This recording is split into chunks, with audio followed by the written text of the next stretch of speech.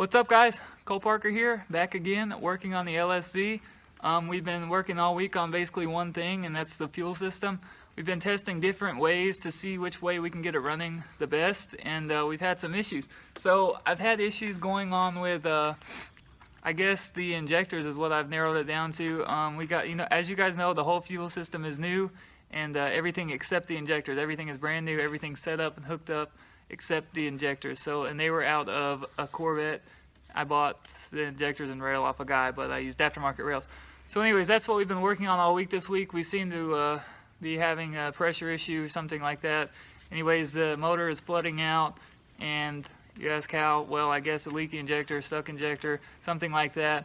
Either way, it's pouring fuel into the cylinder and it's sending the unburnt fuel out the exhaust. So I got a couple of clips of that, and I'll show you two videos, one of it running with the regulator and then one of them running without the fuel regulator.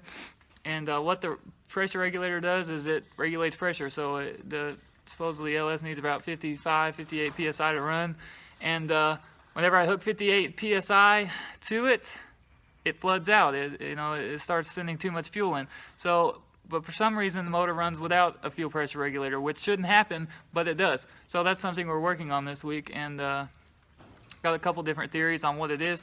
So we'll check out the car. We'll get a quick view of what's been going on, what else I did, a few things I tinkered around with, and we'll see where it goes. Right on.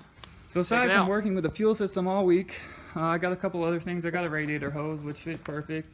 This is actually a drop-in LS1 radiator that I'm just going to make work on this. So the stock LS1 upper radiator hose worked. The lower radiator hose for the stock LS1 did not work. I have some flex hose that I'm going to put on there. I got a throttle cable in, which is pretty awesome. I got to make a bracket for that and of course put it to the stock pedal. I got an alternator mount that a guy I had been asking tons of questions on, and he was blowing me off in a way, and he finally decided he would sell me one if I reviewed it and put pictures of it up, and then he'd give me a refund. Well, I sent him his review, and it's not going to work. So it mounts up there, and I told him that it wasn't going to work. It was kind of weak metal, and yeah, so it's not going to work. So I found out a way to make my own alternator bracket, which is what I'm going to have to do. But anyways, I got my turbo lines ran and complete. I altered the lower hose for the return line, and so it's working, all good, all is good there. A couple things to check out. I have it set up right now where I was just testing different ways with the regulator and the gauge.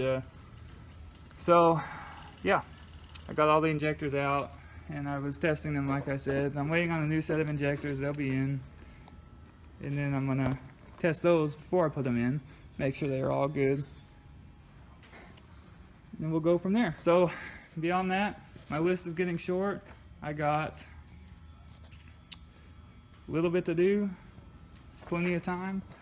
You can see where it was spraying out all this fuel everywhere. It shouldn't do that. So I'll put a clip in of it running without the regulator, which remember it in theory shouldn't do. And then I'll put one in of it running with the regulator, extremely rich, spraying fuel out everywhere, and right on.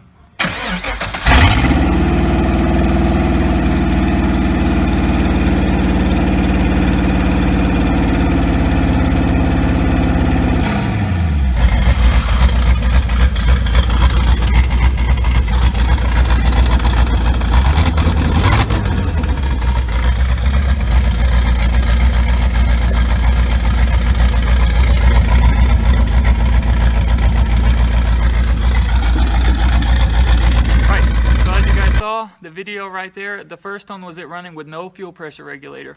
It runs really smooth. It shouldn't run like that. It even revs smooth. It seems to be smooth. Now obviously that's not under normal driving conditions or anything, but it runs the best without the fuel pressure regulator. It shouldn't do that. So the second video is it running with the fuel pressure regulator cranked to 58 psi, which is what I found to be the right pressure for the rails and the injectors. So it was dumping way too much fuel in when I hooked the regulator up, and I had it plumbed a few different ways. I had it ran. You guys know that my send line comes into the rail, and then I have the crossover, and then the other rail, and then it goes to return line all the way to the tank. Well, 6 inches off the second rail is the fuel pressure regulator. And if you haven't seen it, go check out my fuel line install video, and you can check it out.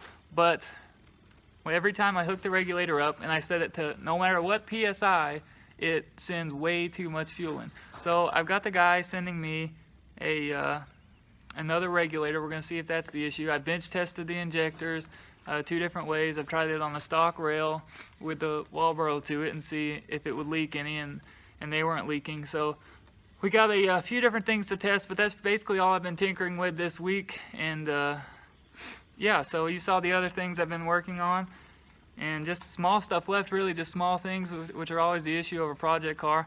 So I appreciate you guys watching.